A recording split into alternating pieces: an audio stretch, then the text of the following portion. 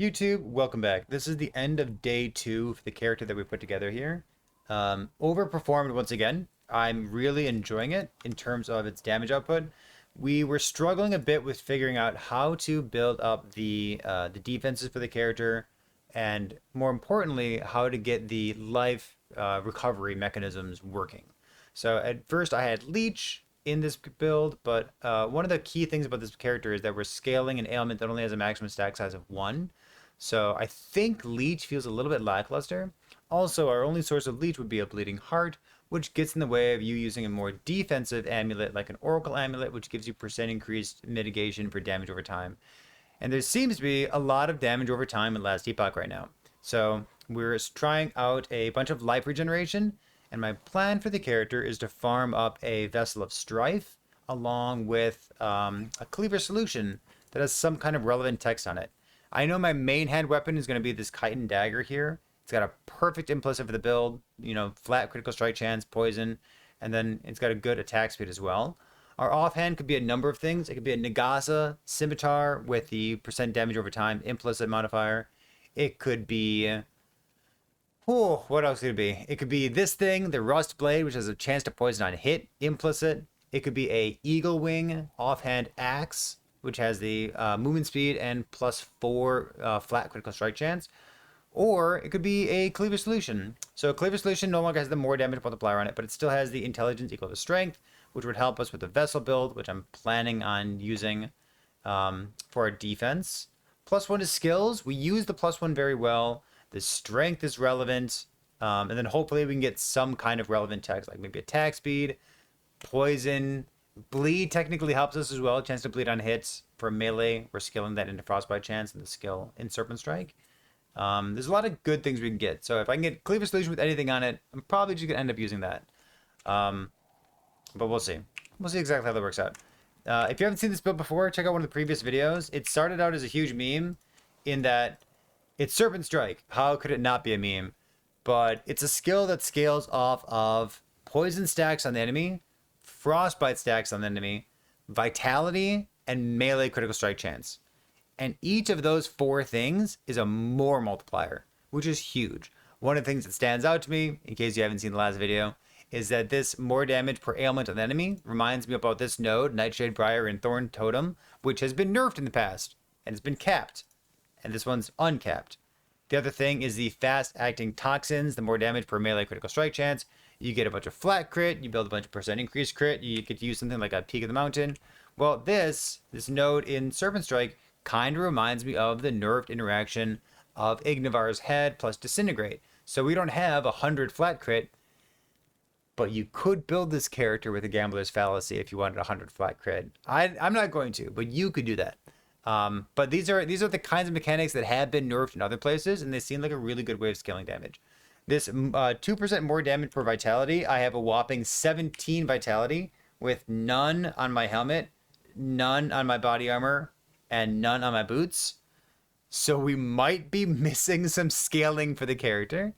But just to point out that the damage is good. I've been enjoying it so far. We're working on the defenses. I think Vessel of Strife is going to be the right thing to do. And as an aside, I also think you're going to see a lot of Vessel of Strife builds in patch 1.1 on the Prime list. So we have 8 points into Natural Fortitude. We just picked this up today. The strength is good for defense, armor. We're going to get like Glove Affix that has percentage of armor mitigation applies to damage over time. Trying to be more tanky like this. So hopefully that strength, along with strength equals intelligence, Cleaver Solution kinds of things, it gives us health regeneration and health regen per strength with a 6-point bonus on this Beastmaster node. So that is what our build currently looks like. We got some extra strength points in Druid and really cleaned up what our Druid skill tree looks like. I trimmed a couple points out of Hide Skin in order to pick up this Natural Fortitude. I think my next couple points will just be more Hide Skin. Or if I get a Vessel of Strife, if I'm lucky enough, I'm just going to start getting more strength nodes everywhere so that I can take advantage of that. So that is the plan. That's the current character. We're missing a lot of scaling, but it looks fine. It looks good so far. We did pick up the Carcinization of Momentum. Initial impression of the crab ring is that it belongs on every single build in the game. It gives you 20% movement speed, all attributes. It's on a good base, and it even has percent increased armor. So it's got a low LP level. You can get this with 1, 2, or 3 LP, and put your own stats on it. This ring seems absurd. I can't imagine this ring. This ring seems like the kind of thing that like somebody on Reddit would design and be like, yeah, it does all these things, and it has armor, and it has attributes, and it gives you 20% movement speed. Like, what? This ring's huge. So it definitely gets in the way of you using a second Phantom Grip, because Phantom Grip is absurd for this build. It gives you the flat critical strike chance, and it gives you the +2 to Swarm Blade form itself. But I think it's worthwhile because you're a melee build. You need to close the distance between you and the next enemy, and movement speed helps you with that. The last thing that I want to say is we've been talking about defenses and like a lot of moving pieces, like where do you get your critical strike chance from and whatnot. Peak of the Mountain's awesome, and Vessel of Strife with Ward and Cleaver Solution's awesome. But there's another possibility that we will explore if/when we get there, and that's the new helmet. It's called Seed of Echidrosil or something. It's the Mind Over Matter or damage taken from mana before health item that drops from the Pinnacle boss. So if/when we get there, trying that out, it should work as expected with Rage, and because we have capped crits and we have really good sustain of our Rage, you can see it like flickering back up right there.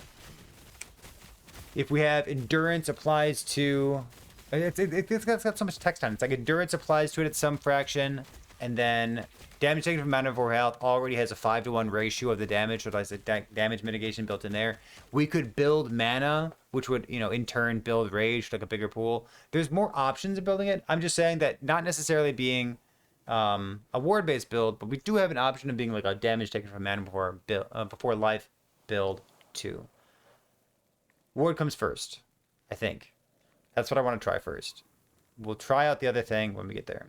Build's cool so far. If you're following along and you're trying something like this, let me know how your build's going. If you're trying like different unique items, different setups, I would love to see what you're doing. Whew, I'm tired. I'll see you next time.